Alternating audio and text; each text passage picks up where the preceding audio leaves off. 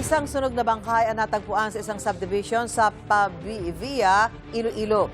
Sa Cebu City naman, iniimbestigahan ang pagkamatay ng isang person deprived of liberty sa loob ng kulungan. Narito ang unang balita.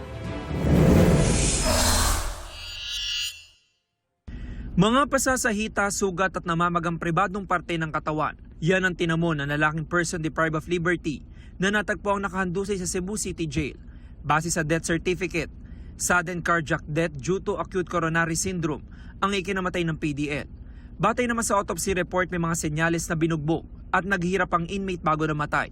Sabi ng forensic examiner, may nakita ring defensive wound sa PDL at tila hindi lang daw siya isang beses binugbog. Ayon sa Bureau of Jail Management and Penology Region 7, nagpapatuloy ang investigasyon nila sa pagkamatay ng lalaking PDL na may kasong statutory rape. Walang pahayag ang pamilya ng PDL. Sunog na matagpuan ng mga otoridad ang bangkay na yan sa tabi ng pader sa isang subdivision sa Pavia, Iloilo nitong Miyerkules. Inaalam ngayon kung ang bangkay ay sa lalaking nursing student na naiulat na nawawala. Natagpuan kasi sa di kalayuan mula sa bangkay ang mga gamit at ID ng estudyante. Nagpaalam daw ang estudyante sa kanyang tiyahin noong Martes pero hindi na nakauwi. Dinala na sa punerarya ang bangkay. Nakatakda naman magsumite ng specimen sample ang nanay ng estudyante para sa DNA test. Ito ang unang balita. James Agustin, GMA News.